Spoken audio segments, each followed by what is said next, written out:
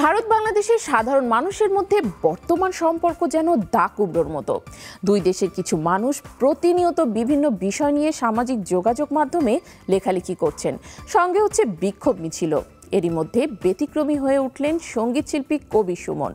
দুই দেশের রাজনৈতিক পরিস্থিতি নিয়ে এবার লিখেছেন নিজের কথা।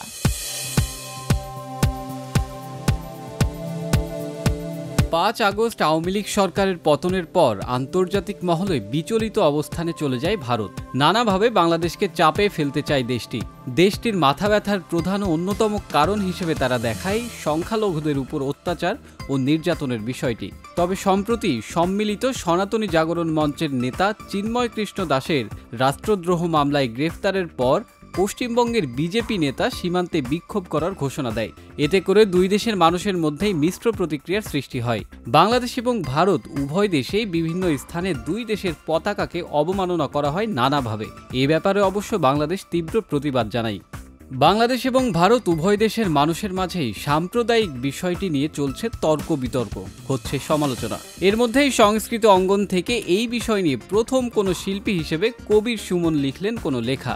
যদিও তিনি দুই দেশের বিভিন্ন বিষয় নিয়ে লিখেছেন তার লেখা, তার এই লেখার জন্য অনেক ভক্তই অপেক্ষা করেছিলেন। এবার দুই দেশের মানুষের এই দ্বন্দ্ব দেখে তিনি লিখেছেন, তোরা ধর্ম আর রাজনীতি নিয়ে ঝগড়া কাজিয়া করে মর, আমি প্রেম করছি, প্রেম করে যাব।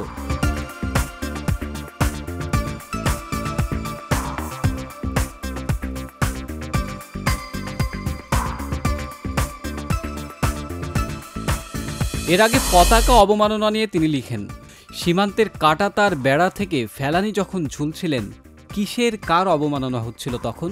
ধারণা করা যায় তার লেখা থেকে বাদ যায়নি পশ্চিমবঙ্গের নেতা মমতা বন্দ্যোপাধ্যায়ও।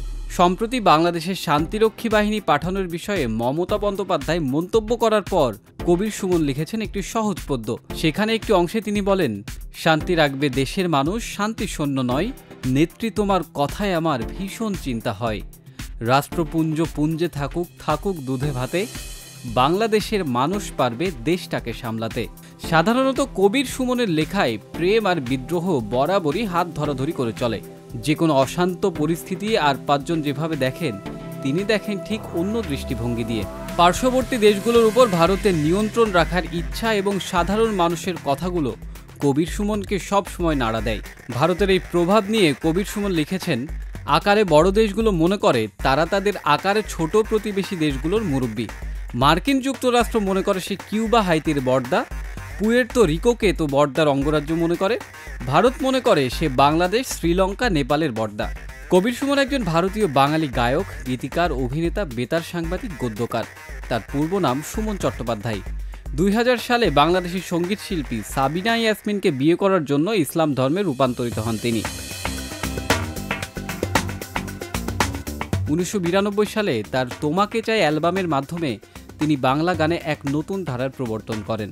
তোমাকে চাই, তৃতীয়ত আমি তোমাকে চাই,